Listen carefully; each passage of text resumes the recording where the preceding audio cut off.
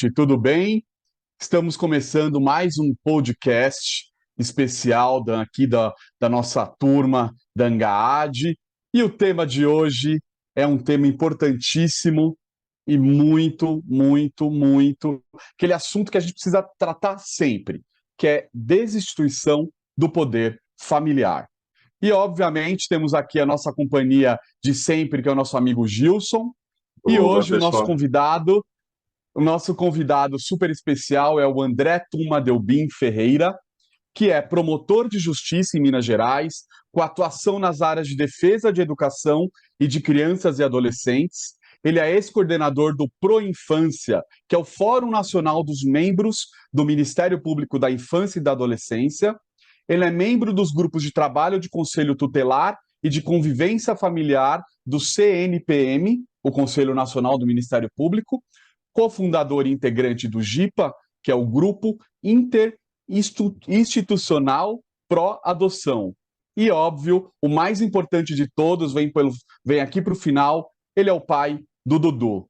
Então, seja bem-vindo, obrigado por ter aceitado esse nosso convite, André, e estamos muito felizes de ter a sua companhia aqui com a gente. Oi, Danilo, oi, Gilson. Imagina, a alegria é minha, mas você tem toda a razão. A gente deixa para o final a questão do pai do Dudu, porque ela de fato é a mais importante, de longe a que eu mais gosto de fazer, a que eu mais gosto de exercer. Pode ter tudo que é papel, fazer tudo que for, a que eu mais curto, a que eu mais me identifico é ser pai do Dudu mesmo. E é onde a gente traz e aprende mais e muito mais experiências com essa troca gigante, né? É isso aí, é isso aí. A experiência do amor, ela é transformadora, ela é transcendental. E aí, aproveitando que a gente está falando de amor, eu queria que você começasse contando como que começou e evoluiu a sua relação, a sua lida com a adoção. Conta pra gente. E aí, obviamente, conta um pouquinho da história do Dudu pra gente. Bom, eu tenho casos de adoção na minha família, né? Então, isso começou desde muito criança e com muita naturalidade. Tenho primas que são adotivas, enfim, né? Isso com muita tranquilidade sempre foi sendo tratado sem nenhum tipo de tabu, sem nenhum tipo de restrição, sem nenhum tipo de preconceito, nem nada disso. E dentro do Ministério Público, acabei me encaminhando e me encantando para essa área da proteção da criança e do adolescente, que é uma área muito sofrida, uma área muito difícil da gente lidar, né? A gente vê o melhor e o pior do ser humano, e o melhor do ser humano a gente acaba vendo na adoção. Então, de todas as mazelas que a gente vê, né, na área da defesa da criança e do adolescente, muito do melhor para se fazer, né, muito do filé mignon dessa área que é tão difícil, tão árdua, é justamente a adoção, né, que é você poder dar esse caminho, né, fazer esse encaminhamento das crianças e dos adolescentes para as famílias que vão as amar profundamente, e elas também vão amar essas famílias de maneira incondicional. Então, naturalmente, como é a parte mais gostosa de uma área tão desértica, de uma área tão árdua, a gente vai se aproximando, a gente vai se apaixonando, porque é o mais gostoso de fazer. E aí, naturalmente, a gente vai se envolvendo com isso, né? E isso acabou começando a fazer sentido dentro da minha vida, né? Era um projeto de família, e isso acabou se desenrolando para uma habilitação e depois efetivamente para a chegada do Dudu. O Dudu hoje está com 10, certo? Dudu tem 10 anos hoje, chegou com 8 meses. Perfeito, muito bom. E aí eu queria que você contasse um pouco como que é a sua ligação com Gaad, a sua cidade, e a sua ligação, obviamente, com Gaad. E qual é a importância desse relacionamento, dessa relação. Bom, eu comecei logo que eu fui para a Promotoria da Infância aqui de Uberaba, né? Quando eu cheguei, eu não vim diretamente para a Promotoria da Infância. Eu tive em outras duas promotorias, né? Uma promotoria criminal, depois uma promotoria de família. Mas acabei pedindo para ir para a Promotoria da Infância porque eu achava que eu poderia trabalhar melhor, que eu poderia, né, empregar melhor os meus recursos pessoais nessa área, que é a área que eu me identificava. E logo no comecinho, a gente estava passando, né, por esse momento de fundação do nosso grupo de apoio aqui de Uberaba, que é o GRAAL, né, o conhecido GRAAL. que hoje, né, tem uma outra estrutura totalmente diferente, era um grupo mais artesanal, por assim dizer, né? As pessoas dependiam muito dessa boa vontade, como acontece com a grande maioria dos GAAs, e essa ligação muito próxima, né, se tornou uma ligação que extrapolou muito a questão profissional, né? Nós nos tornamos amigos de todos os componentes do GRAAL, passamos a participar do GRAAL não só por essa questão do empenho profissional, como também por conta dessas ligações afetivas pessoais, e isso naturalmente transbordou para a Angaad através da presença nos ENAPAs. Eu me lembro até hoje, né, dos primeiros ENAPAs. O que eu fui foi em Belo Horizonte, né? O Dudu tinha acabado de chegar, ou seja, há mais de 10 anos eu tenho frequentado esse ambiente que se multiplica em muitos amigos, em muitas ligações profissionais, em muitos contatos E vira positivos. família, né, André? Vira uma grande família, né? É um aprendizado, assim. Eu sei que eu tenho 2 grandes compromissos no ano. Primeiro é o Congresso do Pro Infância, né, que é essa Associação Nacional dos Promotores de Justiça de Defesa da Criança e do Adolescente, que eu também tive a sorte de ajudar a fundar, e o ENAPA. Né? São os meus 2 compromissos. Perfeito. Se vai ter Natal, se vai ter Carnaval, isso eu já não sei. Agora, Isso é um Congresso do Pro detalhe. Infância, Congresso do Pro Infância e ENAPA, eu tenho certeza que eu vou estar nos 2. Perfeito. André, Nosso assunto de hoje, deixa eu por só favor, aproveitar por para fazer uma favor. pergunta que eu fiquei curioso. André, você começou como voluntário no Grau? Você já era habilitado, já era pai, ou você ainda era pretendente? Gilson, no comecinho, nem uma coisa nem outra.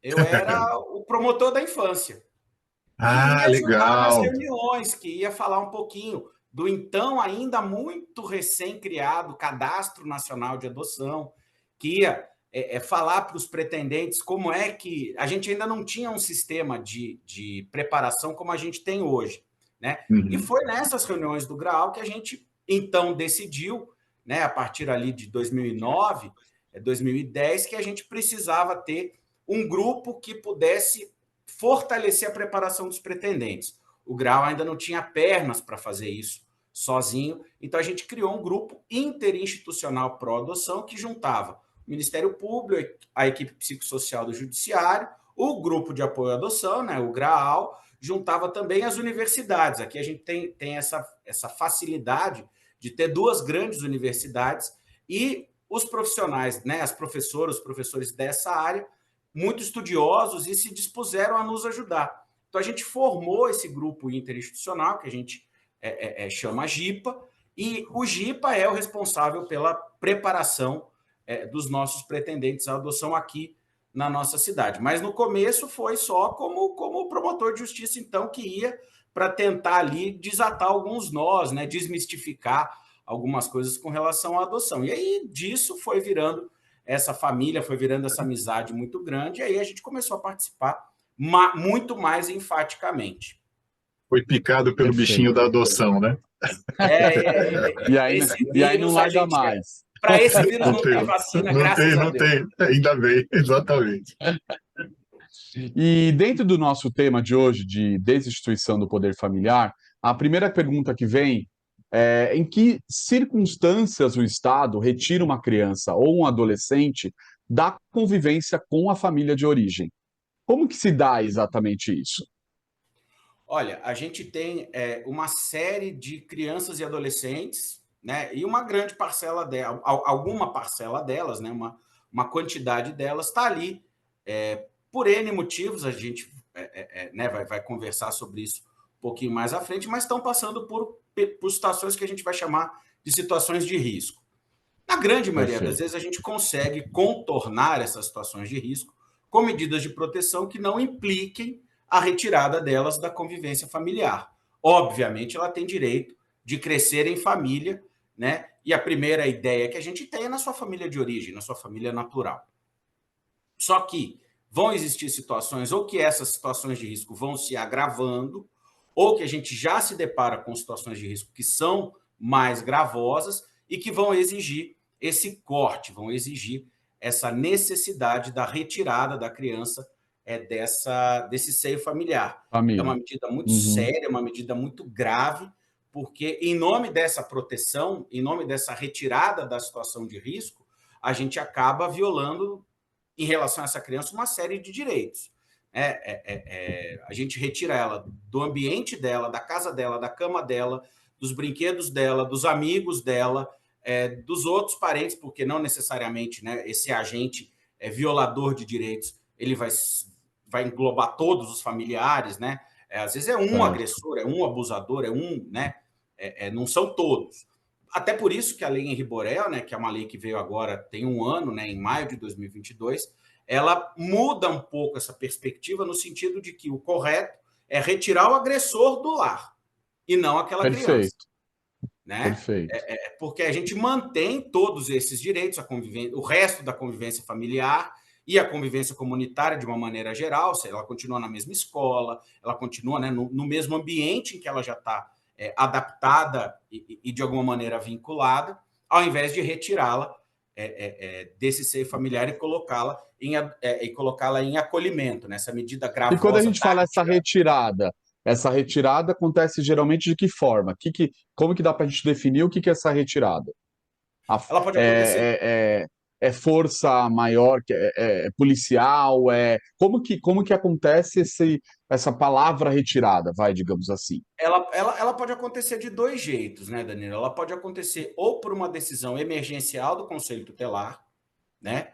Ali no meio da noite, no meio da madrugada, enfim, né? O Conselho Tutelar se depara ali com uma situação de risco gravosa, muito emergencial, e precisa fazer aquele acolhimento de emergência, ou ela vai ser através, que é o mais recomendado, que é o que está previsto como regra, através de uma decisão judicial, justamente porque ela é uma medida que viola direitos. Então, por conta dessa gravidade, por conta dessa excepcionalidade, é que é necessário que ela seja determinada pelo juiz da infância, através de um pedido do Ministério Público, né, num processo que vai ter contraditório, vai ter ampla defesa, ou seja, os pais ou o guardião vão ter a oportunidade de poder se defender daquela situação imputada a eles de que risco.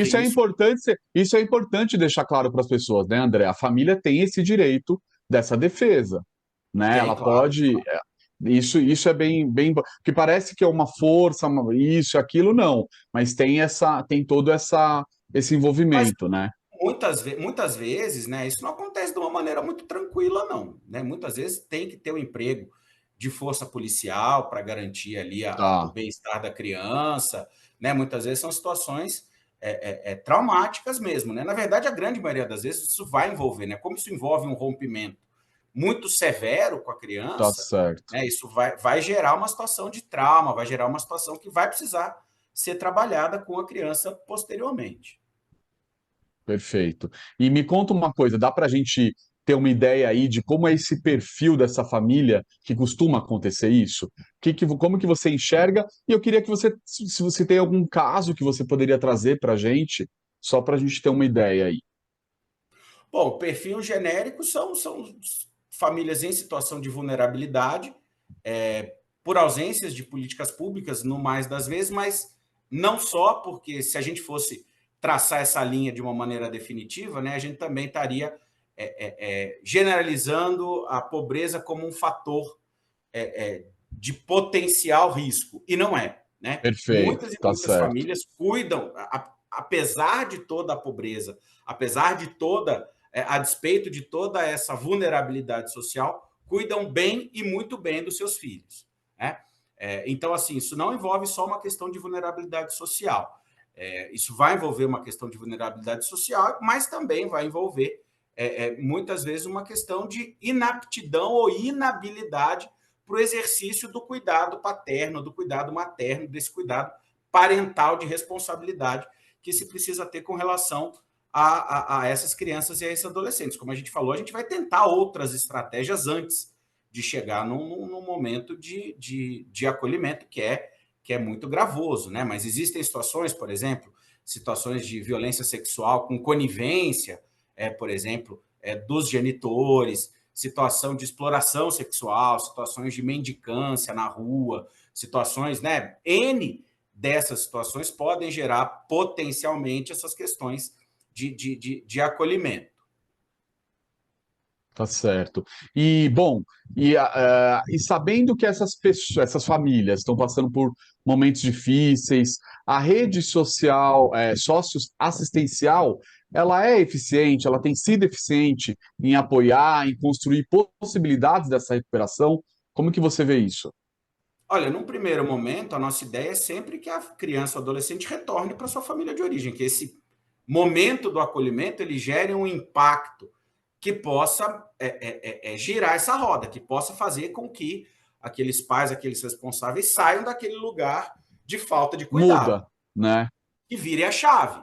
Que eles falam, opa, pera Perfeito. lá, pode até ser que eu achasse que não era tão sério, que não era, né? Mas, poxa, agora tiraram o meu filho. Então, em nome desse cuidado, né? Em nome desse amor, em nome de ter, né, a criança retornando para o convívio, que é o que acontece, no mais das vezes, as famílias acabam, sim, retornando para os trilhos, enfim. Quando a gente fala retornando para os trilhos, parece que é uma caixinha só em que todo mundo cabe. Não existe essa Uhum, história de família estruturada e desestruturada como um padrão, né? A família tem que ser funcional, tem que funcionar. Funcionar em qual perfeito. sentido? Em fornecer para aquela criança, para aquele adolescente, todos esses aspectos de cuidado e as condições básicas, pelo menos, para o desenvolvimento integral daquele ser humano que está em franco, né, em franca expansão, em franco desenvolvimento. Então, é nesse aspecto que a gente vai tentar. Várias delas conseguem, né? Outras não, outras não. Tá. E então há essa possibilidade, né, de transformação. Então, e é uma chance, são as chances que são dadas para as famílias. Que isso é bem importante, né, André? De você. Porque às vezes é um momento passageiro, às vezes é um momento de vida, né? Alguma coisa que pode ter uma mudança aí. Então, acreditar Ter e quadros voltar é importante, né? às vezes quadros ligados a desemprego, a crises conjugais, a dificuldades financeiras, a problemas de saúde mental, né? Todos esses quadros eles vão precisar de uma intervenção do Estado e às vezes muitos pais vão revelar que aquele momento traumático do acolhimento fez justamente com que eles pudessem acordar para a necessidade de se submeterem a um tratamento contra álcool, contra drogas, enfim muitas vezes de terem mesmo uma vida um pouco mais centrada no cuidado dos filhos, né? A gente vê muita gente tendo filho muito novo, né? A sexualidade cada Uhum. vez atingindo mais cedo a nossa juventude, então muitas vezes são crianças cuidando de crianças, e aí vão tentar terceirizar isso para os seus pais, que também não souberam cuidar direito dos seus filhos. Isso vira uma bola transgeracional Não ali, um negócio aprendeu a ser filho, não vai aprender a ser não vai pai, e aprender aí a o ser pai, negócio. exatamente. É. E é Vira uma E problema André, bola. repetindo o problema, né? sim. E André, Já Tá. então dizia a a gente canção, tem que. problema puxando problema. E André, a gente tem então que entender que esse processo de acolhimento, né, de recolher a criança e abrigar ela, ele sempre vai ser tratado como um período temporário, né? Quer dizer, a gente não pode, a gente sempre tem que pensar que essa criança ela está transitoriamente dentro de uma caixa de acolhimento. Quer dizer, ela não vai ficar por lá e ela não deve ficar por lá. E é aquela história que você falou, né? Quer dizer, a prioridade é devolver para a família biológica, família natural, ou então, se não tiver condição de voltar, aí sim. Mas a gente sempre tratar isso como um período temporário mesmo, né? Porque acho que as pessoas muitas vezes pensam que as crianças ficam lá eternamente. E não é isso, né? Não é para Ou isso que vão, serve. ou vão para esses abrigos e automaticamente já vão para adoção. Não é isso que acontece, certo? Certo, certo. A primeira ideia é sempre retornar com ela, fazer a reintegração familiar, que é como a gente chama. Eu acho que a palavra-chave aí, Gilson, é justamente essa, é transitoriedade. Criança chega de ré no acolhimento, chega pronta para ir embora. Tem que chegar pronta para ir embora. E a gente tem que tratar desse jeito. O maior perigo e o maior problema que a gente tem dentro do sistema de justiça é essa acomodação no falso sentido da proteção. Fala, bom, ela estava em situação de risco. Nós acolhemos, então agora ela está bem. Não, ela não está bem. Ela está longe de uma família. O que é um direito dela. O direito de crescer em família é de criança e adolescente, não é dos adultos, inclusive. Né? Esse direito está previsto para crianças e adolescentes. Então, ela tem que chegar, quando eu falo de ré pronta para ir embora, é o sistema trabalhando para que ela fique o menor tempo possível.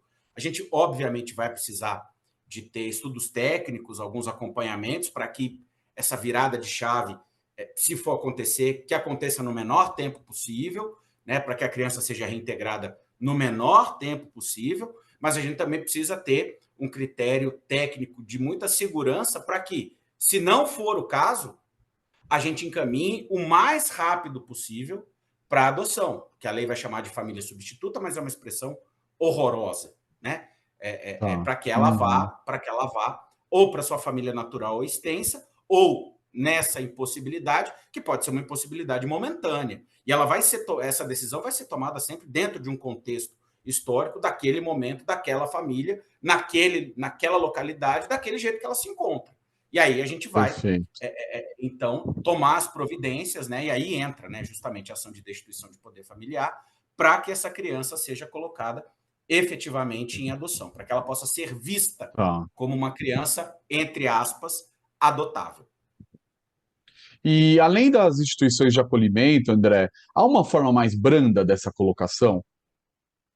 Bom, tem uma modalidade menos gravosa, que se chama acolhimento familiar. O acolhimento familiar é uma modalidade de acolhimento em que o acolhimento não acontece nas instituições, nos antigos chamados orfanatos, nos abrigos ou Tá. casas lares, né? Ela é menos gravosa por quê? Porque os estudos científicos têm apontado que esse acolhimento prolongado, ele gera problemas imensos, ele gera prejuízos no desenvolvimento enormes, né? As crianças que passam, né, por muito tempo nos acolhimentos, elas têm um QI mais baixo, elas têm dificuldades de aprendizado escolar, elas têm dificuldades em estabelecer relações de apego, de vínculo, de confiança, muito complicadas, né? Existe todo um estudo sobre o trauma, todo um estudo sobre acerca dos prejuízos do desenvolvimento. Isso nós não estamos nem falando do degrau etário da adoção, né? Quanto mais velha a criança vai ficando, a gente sabe que menor a Maiores chance de ser dificuldades. inserida. É. Uhum. Nós não estamos nem falando disso, nós estamos falando do prejuízo do acolhimento em si, né? Até de altura. As crianças que vivem em acolhimentos prolongados, elas são mais baixinhas do que as outras, elas têm menos estímulos do que as outras. Então, uma forma de mitigar isso é justamente o acolhimento familiar, em que esse acolhimento vai acontecer numa unidade familiar, mas a gente também não pode se acomodar nisso, né? Isso é um Claro, canto da sereia. claro. Ela está em família, ela está numa família.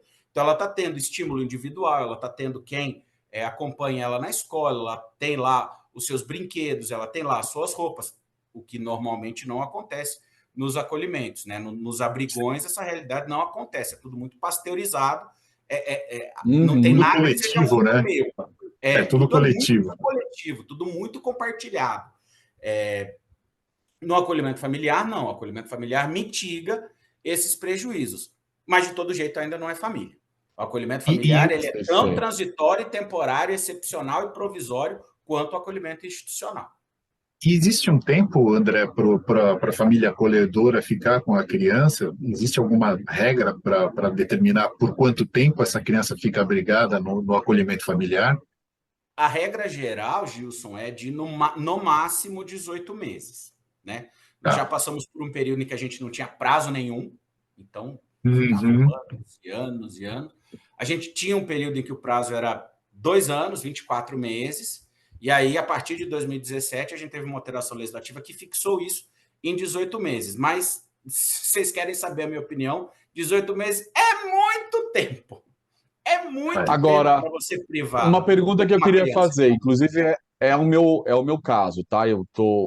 Acabei de adotar duas meninas. Elas saíram da família simplesmente 3 vezes. Então elas tiveram a primeira, Foram, voltaram, foram, primeira voltaram.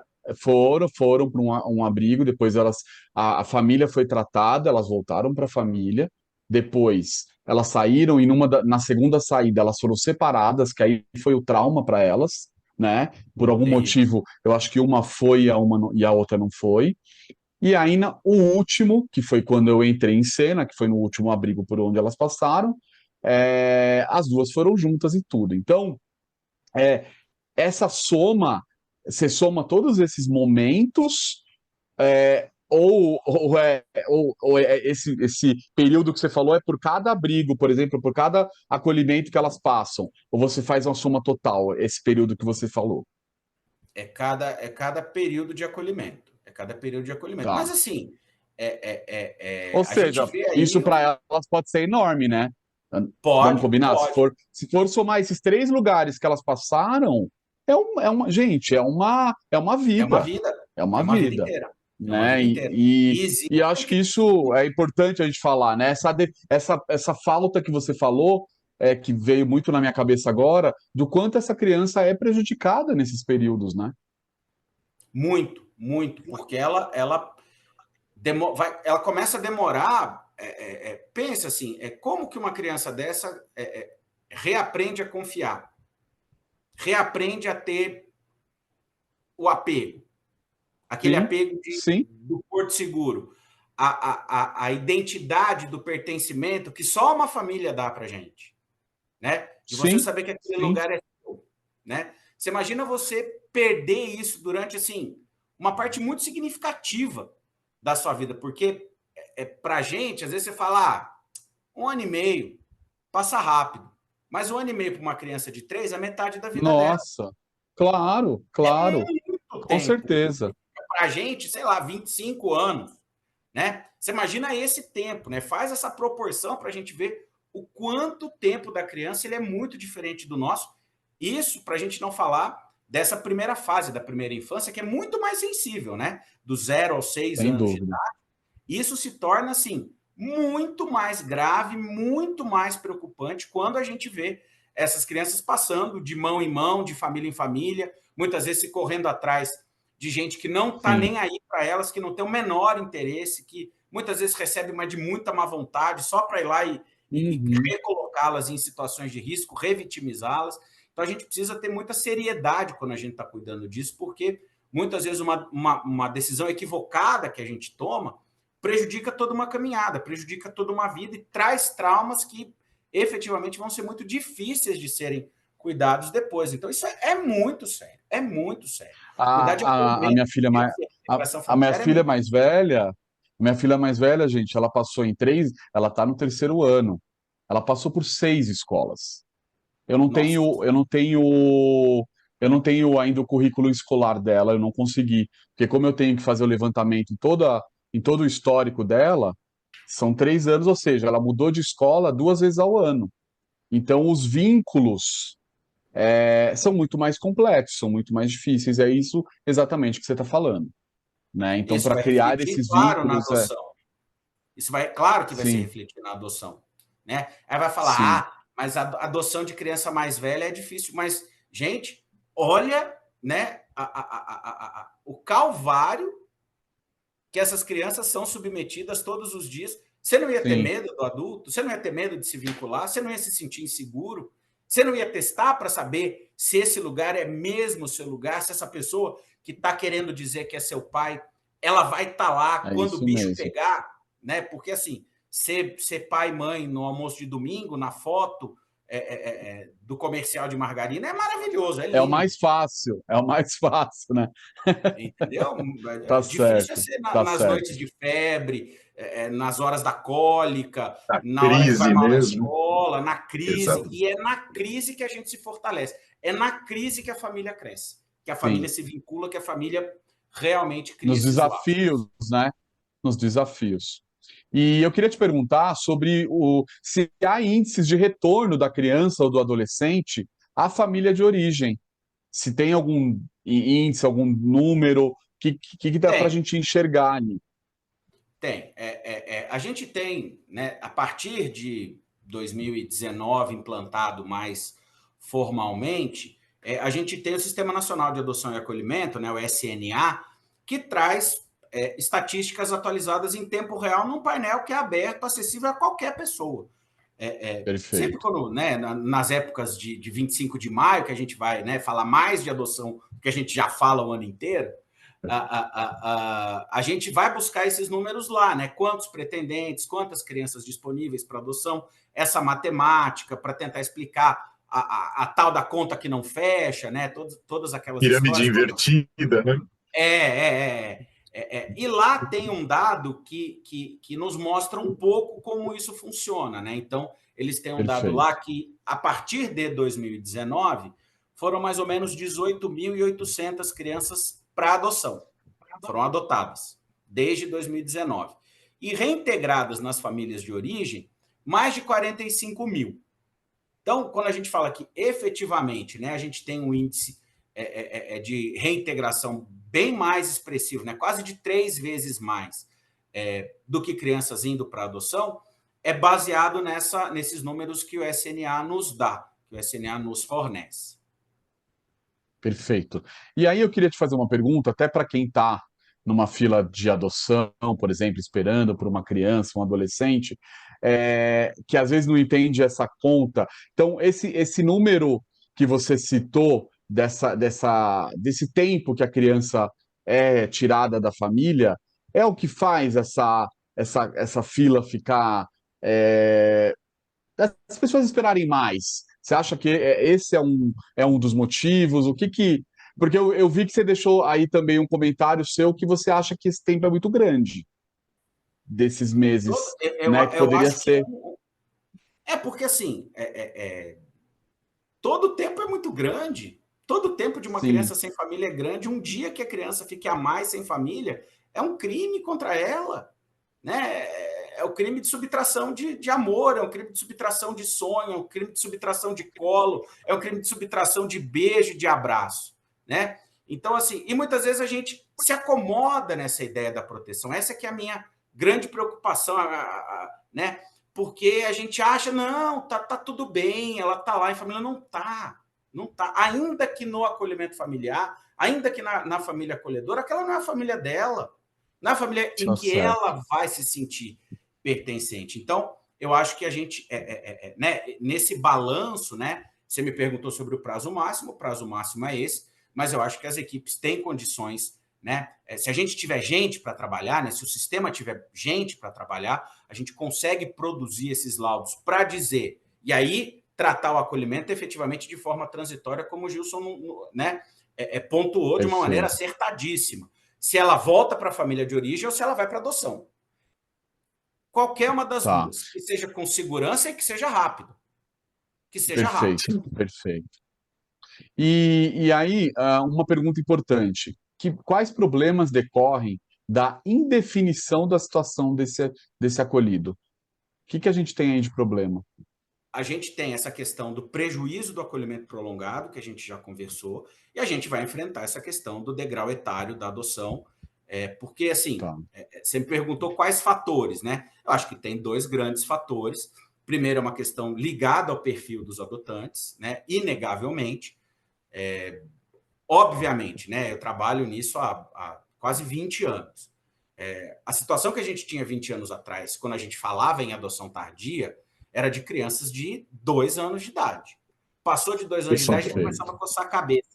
Ai, será que a Verdade. gente vai conseguir adoção para ela? Hoje, a gente está pensando num degrau etário de 10 anos de idade, né? Porque Perfeito. estatisticamente, a estatística de ontem, 98%, e de sempre, 98% dos pretendentes à adoção querem crianças abaixo de 10 anos, mais da metade deles querem crianças abaixo de 4 anos. Esse é o dado que nós temos, né?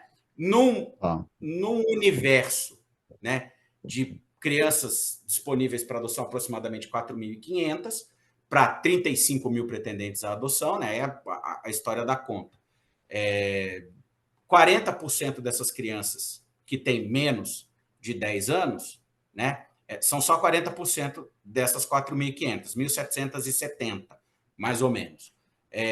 Só que é o problema, aí a gente isola a questão etária e parece que é pouco. Só que normalmente essas crianças que têm menos de 4 anos têm irmãos, têm questões ligadas a doenças, e a gente ainda tem um resquício, não é uma coisa tão grave quanto era antigamente, mas a gente ainda tem Uhum. impactos de interracialidade.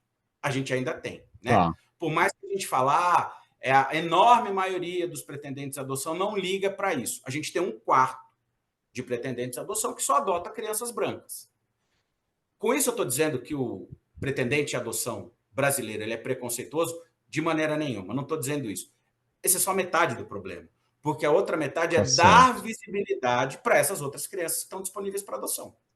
E essa é uma Claro. responsabilidade do sistema de justiça. Elas têm que ser vistas. Não adianta ninguém se apaixonar por um perfil. Não tem jeito. Tá certo.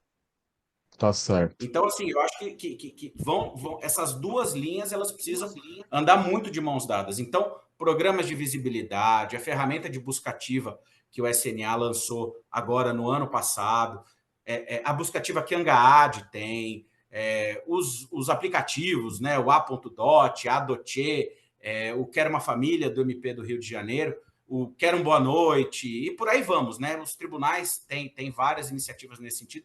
Eles São iniciativas muito boas, né? Muito importantes, né? Mas a gente tem uma dívida histórica que a gente vai levar muito tempo para pagar ainda, porque a gente, em nome dessa proteção, escondia essas crianças. Tá certo. E o lugar delas não é escondido, porque não é vergonha nenhuma. É porque você tem uma armadilha. Você tem uma armadilha lá na frente, né? Porque elas vão crescendo dentro dos abrigos e dentro das instituições, e vai ter uma hora que ela vai fazer 18 anos. E a partir daí, fecha essas portas, bota ele para fora, e em algumas comarcas você tem algum nível de continuidade, e outras não, né? Quer dizer, e aí cada comarca tem um histórico, uma situação de tratar essa criança que virou um jovem adulto, vamos chamar assim, ainda um adolescente, mas já com mais de 18 anos, que é um problemaço, né? Quer dizer, deve dar uma agonia muito grande, né? Você vê que está com 16, 17 anos e não tem nenhuma chance, a probabilidade de adoção é muito pequena. É uma coisa impressionante, porque eu tomo por base, né? Nós que crescemos em famílias funcionais, né? O tal do fazer 18 anos era, sim, um marco na nossa vida. Muito esperado, desejado, né? Quando eu fizer 18 anos, né? Eu vou tirar carteira de motorista, eu vou isso, eu vou aquilo, eu posso isso, eu posso aquilo. Era um negócio assim que a gente ansiava. Esses adolescentes institucionalizados, a única coisa eles têm medo dos 18 anos, né? É pavor. Não é medo, não, é pavor. É pavor. Porque aí se estabelece um contrato o mais nefasto possível de que esses adolescentes, esses jovens, entram com a bunda e o Estado entra com o pé. Então, eles são chutados para fora dos acolhimentos. E assim, na grande maioria das vezes, sem nenhum tipo de preparação. Porque, veja, o ambiente institucionalizante, ele te desprepara. Por quê? Porque a gente, né? Você tinha que ir fazer uma compra no supermercado. Essas crianças e adolescentes não vão. Por quê? Porque da tal hora a comida está na mesa. A gente aprendeu a cozinhar. Elas não podem ficar perto do fogão. A gente aprendeu a arrumar nossas coisas. Lá eles têm faxineira que cuida de tudo, arrumadeira que cuida de tudo. A gente aprendeu a pegar ônibus. Elas têm motorista que leva, o motorista da van leva, o motorista da van traz. Né? A gente ia na padaria comprar um pão, elas não vão. Então sai assim, num nível de despreparação para a vida, né? Que é quase criminoso a gente mandar esses jovens embora assim. Não que essa bolha seja boa, mas é criado quase dentro de uma bolha. E quando você vai para um convívio familiar, você não sabe o que é obrigação, o que é dever, o que é direito, né?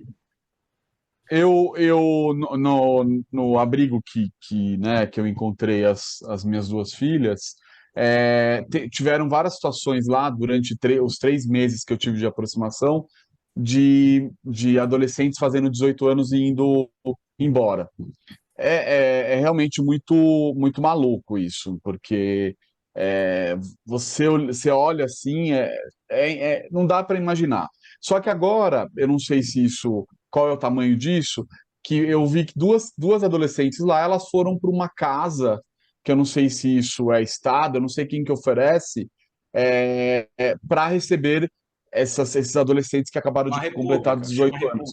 Existe isso ainda? Existe algum número crescendo disso? É pouco? É Não, muito? não, até porque quando a gente aprofunda um pouco mais, né, a respeito disso, isso não, qualitativamente não agrega nada.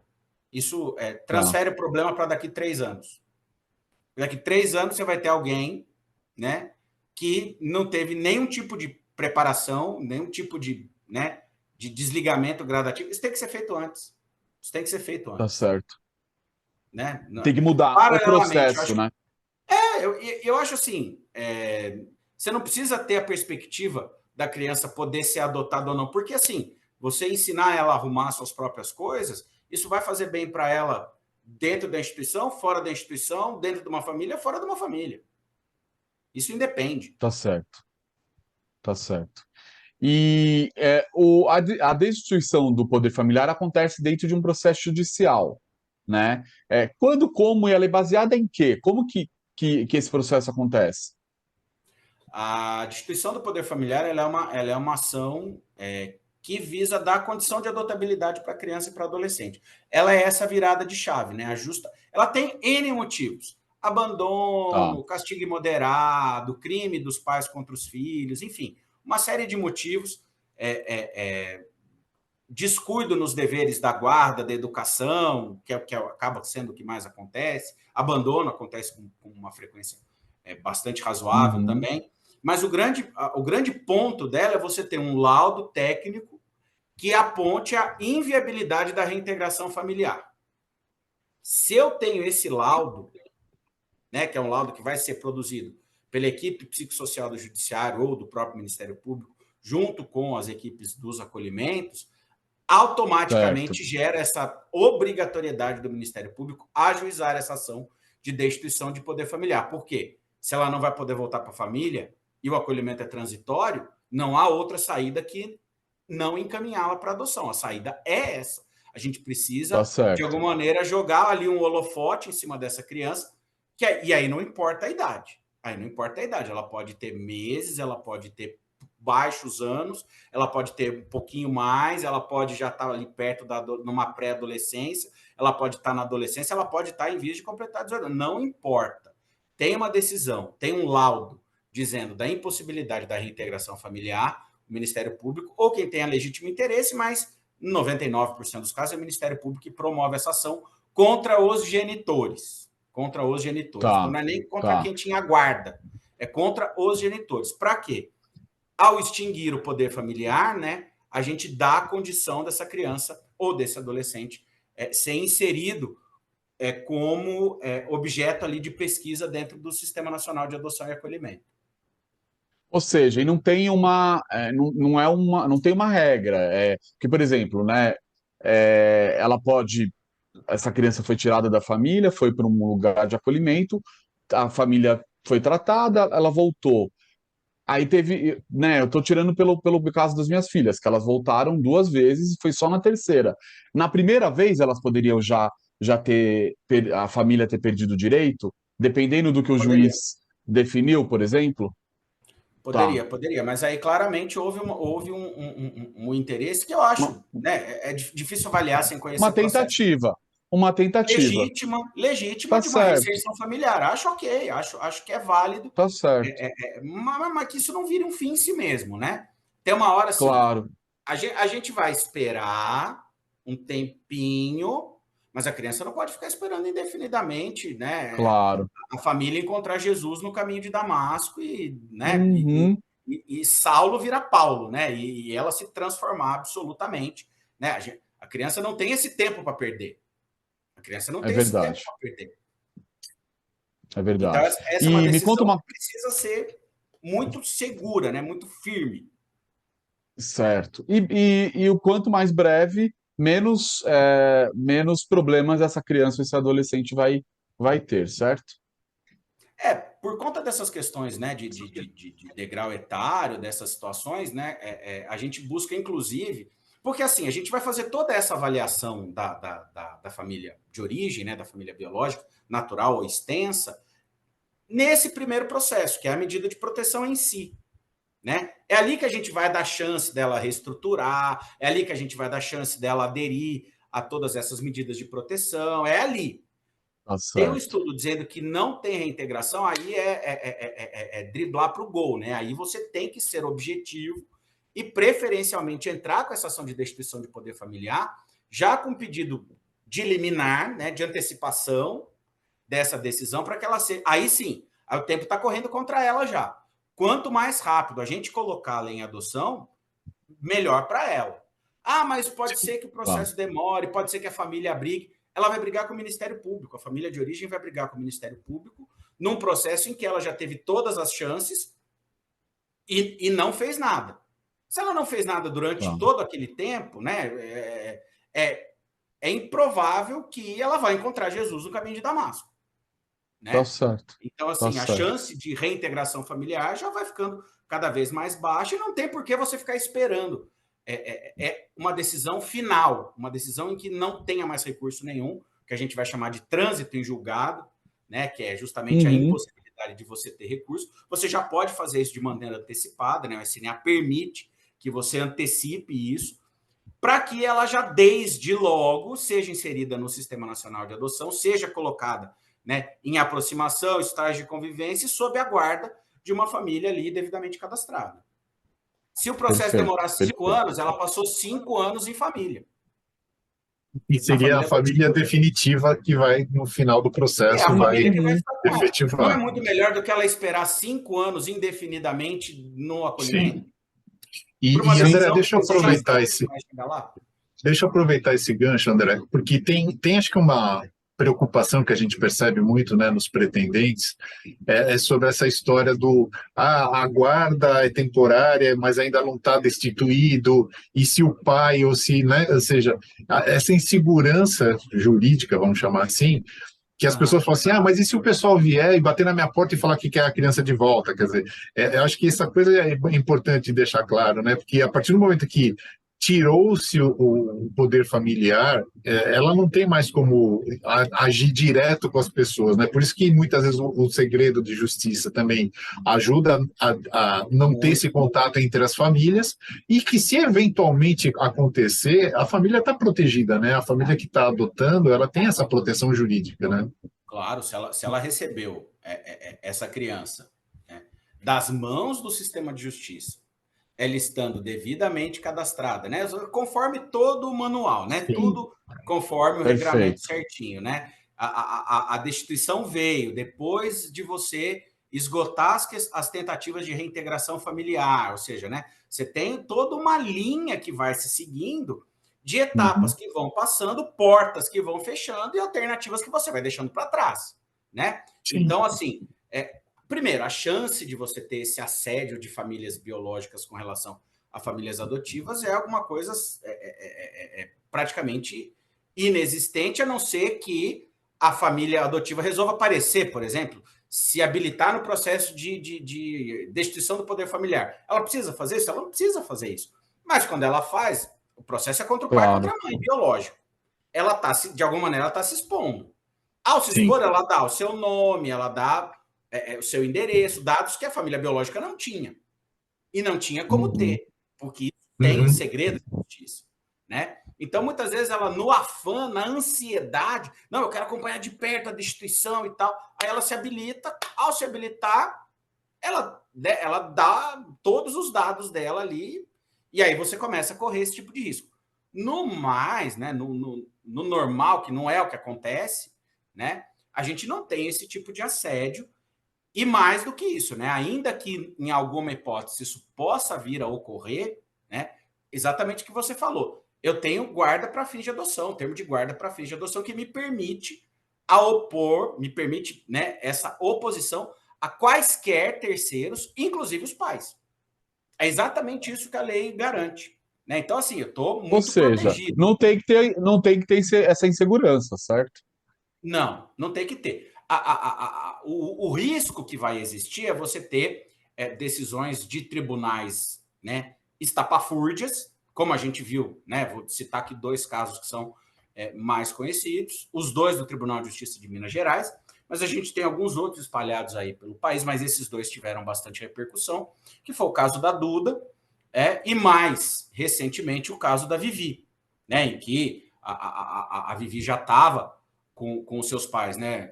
Já há 6 anos, né? Ou seja, já tinha sido tentado tudo para reintegração familiar e tal, e aí, do nada, o Tribunal de Justiça resolve cancelar essa guarda e dar a guarda para a avó, que a criança nem se lembrava, nem conhecia, um absurdo, uma coisa assim, sem pé nem cabeça, que foi revertido muito, de uma maneira assim, isso gerou um estresse, gerou um sofrimento, gerou essa angústia de, e agora o que eu vou fazer, né? Uma decisão sem pé nem cabeça. E eu me lembro que encontrei com eles num congresso estadual de adoção em Belo Horizonte, eles vieram me contar a história, ainda não tinha essa decisão do tribunal. Eu falei, imagina, vocês estão com a criança já há 5 anos na época.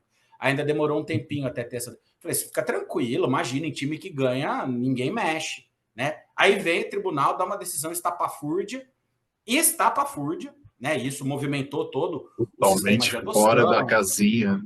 Total. Isso foi revertido pelo STJ. A Duda e a Vivi estão devidamente, tá tudo certo, tá tudo tranquilo. Então, né, apesar desse momento aí de insegurança, essas decisões fora da casinha foram revertidas, foram consertadas, e as duas estão com as suas famílias. Isso acho que é a grande mensagem, né, André? Porque quando a gente segue o processo, né, e as pessoas muitas vezes criticam muito o processo, que é lento, que é, né, moroso e tal, mas a segurança que você tem, né, como adotante, e a própria criança, né, que a gente sempre tem que lembrar que isso é tudo para o benefício e para o melhor, né, cuidado da criança. Então, a gente faz o processo direitinho, né, com os trâmites legais, isso dá uma segurança muito grande para todo mundo, né? Então, o que a gente, né, eu sempre brinco que eu falo assim, olha, antigamente falava sobre adoção, era um negócio meio escondido e tal.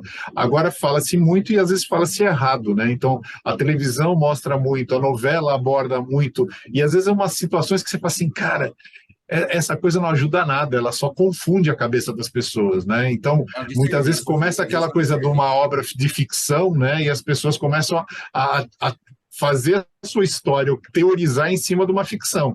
E aí a gente tem muito que tomar cuidado com isso, né? Que assim, a adoção, quando você faz os trâmites legais, você tem um monte de segurança e nada te impede ou nada também, né, que assim, a criança em si, ela tem o direito de conhecer a família, ela tem o direito de fazer as visitas se ela tiver vontade, ou seja, isso é sempre pensando pela criança, né? Então a gente tem que também lembrar que a gente está cuidando de uma criança que tem história, né? A gente não pode negar a história dela.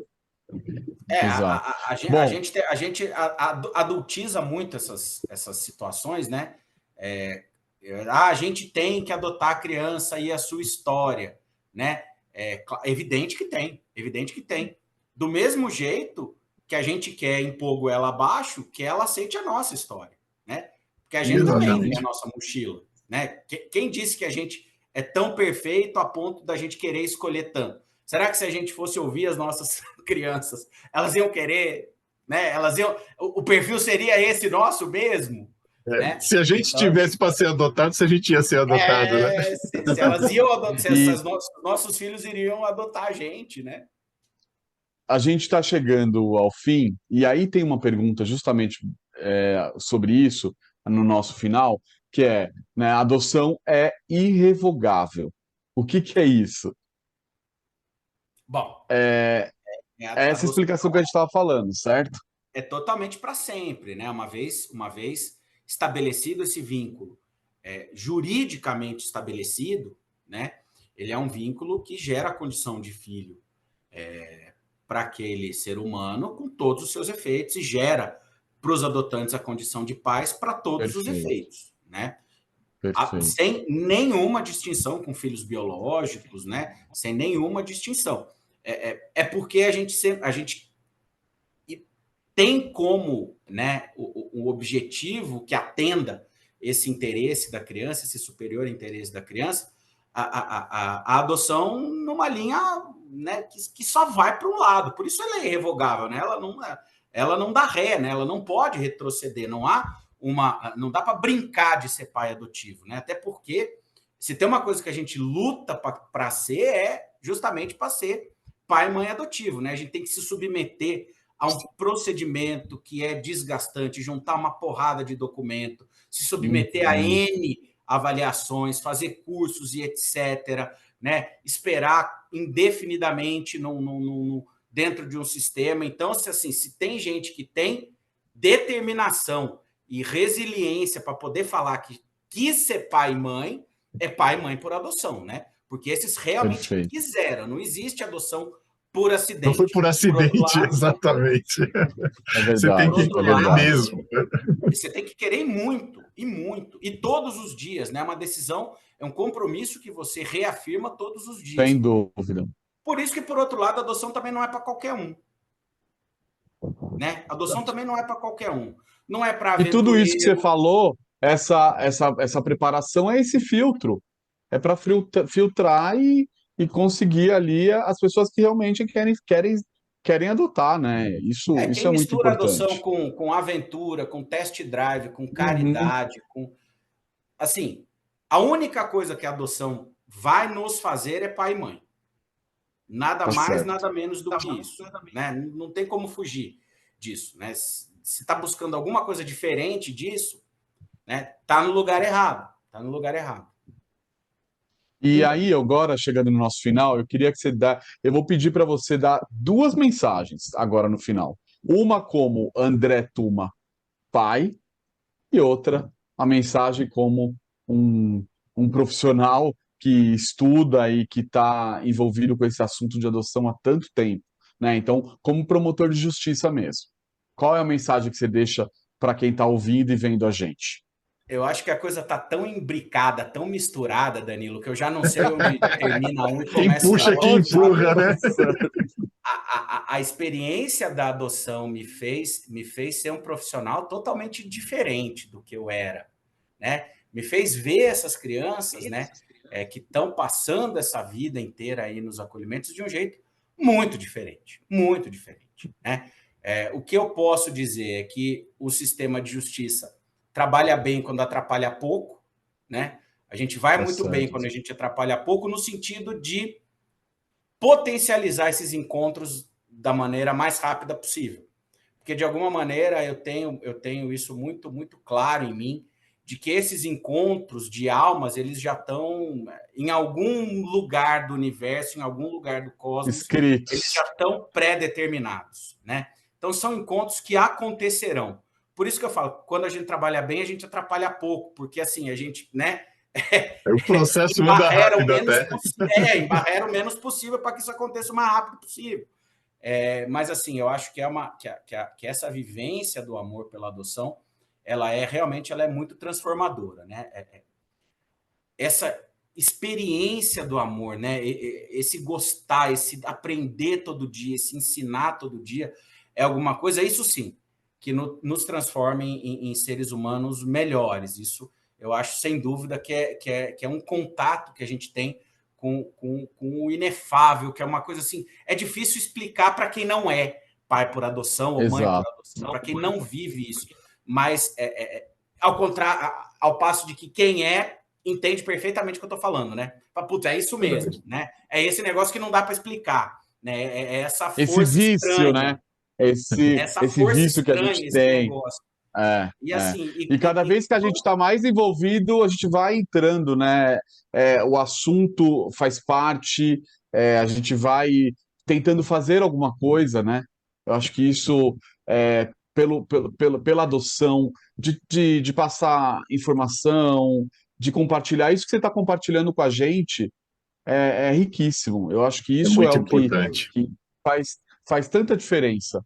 Né? Quem está entrando na fila, quem está optando por adotar, quem tá aguardando, ou que está ouvindo a gente, certamente vai deixar o coração muito mais quente, sem dúvida. Né? E assim, como profissional, eu diria assim, a gente trabalha, a gente dá a cara por um sistema que a gente acredita. Né? Perfeito. A gente não estaria trabalhando nisso se a gente não apostasse todas as nossas fichas nisso. Né? Então, assim, a gente tem muito que melhorar e eu sou muito crítico do sistema de justiça, como dá para perceber facilmente, né? Porque eu acho que a gente demora demais, eu acho a gente lerdo demais, eu acho a gente acomodado demais Eu acho que a gente não se incomoda o suficiente quanto a gente deveria se incomodar por essas crianças, né? Mas eu acho que a gente tem caminhado. A gente falava das questões de adoção tardia, né? Se a gente passou desse patamar de 2 anos para 10 anos, isso não é um favor, isso não é um milagre que o sistema de justiça fez, não. Esse é um trabalho dos grupos de apoio à adoção. Então, porque mostram, dão a cara para mostrar a adoção como ela é de verdade.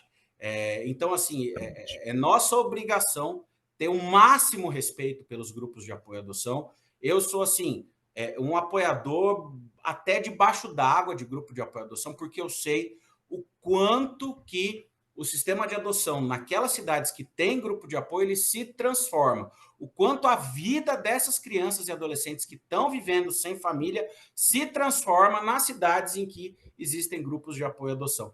É um trabalho maravilhoso, voluntário, muitas vezes escondido, renegado, enxovalhado, não reconhecido, mas é de uma riqueza, mas é de uma profundidade, mas é de uma transcendência que eu acho que, assim, poucos movimentos sociais no Brasil conseguem ter esse tipo de impacto efetivo na vida dessas crianças e desses adolescentes. Então, eu acho assim, se você não está fazendo nada, vá fazer parte de um grupo de apoio à adoção. Se na sua cidade não tem, funde um grupo de apoio à adoção, se junte com esses iguais desesperados. Muitos grupos de apoio à adoção nascem assim, são pais desesperados, pretendentes desesperados. São as necessidades que levam as pessoas a se unirem, né? Não sabem o que fazer. A ANGAAD está aí para isso. A ANGAAD tem, né, todo um corpo de profissionais que ajudam a estruturar os grupos de apoio. E eu digo assim, o quanto que ter um grupo de apoio na minha cidade aqui, na cidade que eu trabalho, faz diferença na vida dessas crianças e desses adolescentes. Então, assim, é riquíssimo essa experiência do contato com os grupos de apoio à adoção.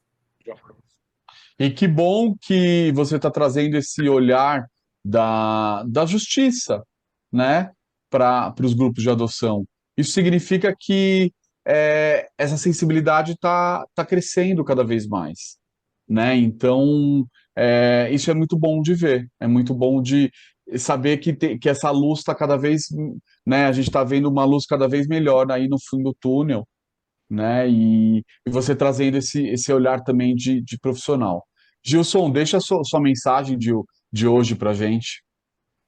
Legal. Eu acho que, assim, mais um programa, mais uma lição mega importante, né? Assim, a gente aprendeu muito aqui sobre essa parte de segurança né, jurídica, toda essa parte de entender do lado de lá também qual o trabalho, o quanto esse trabalho ele é rigoroso, o quanto ele é crítico, né, André? Porque tomar uma decisão antecipada ou acelerada, você pode prejudicar algumas famílias, você pode prejudicar algumas crianças, né? Eu sempre falo de uma situação e é sempre, né, quase uma brincadeira que eu falo que a adoção não deixa de ser um sequestro autorizado, né? Você tira ela de um lugar, bota em outro, e aí depois de uma semana que a criança chama de pai e mãe, né? Então fala assim, cara, não é assim, né? Então ela tem todo um processo e esse processo tem que ser respeitado, né? Então acho que isso foi muito legal. Obrigado, André, pela sua participação. É muito importante a gente entender todo o ecossistema, né? A gente conhece muitas vezes do lado de cá, né, do lado dos grupos, dos pretendentes, algum pouco mais sobre o pós-adoção, mas o trâmite, né, do que leva a criança a estar disponível para adoção é muito importante a gente ter consciência disso. Obrigado, André. Sensacional. Obrigado, André. Obrigado, Gilson. Pessoal, vamos ficando por aqui. Então, muito obrigado. E eu queria fazer um convite, reforçar aqui o que o André falou, da importância da participação dos grupos de apoio, né? O site do ANGAAD tem tudo isso, então é só entrar lá, se informar e também fazer um convite para vocês ouvirem e assistirem os episódios anteriores que a gente fez aqui com todo carinho e que vocês compartilhem, passem para os amigos. E esse grupo, esse grande grupo que a gente está formando de informação e de conteúdo faz bastante diferença. Até mais, gente. Obrigado. Valeu, pessoal. Grande abraço, até mais.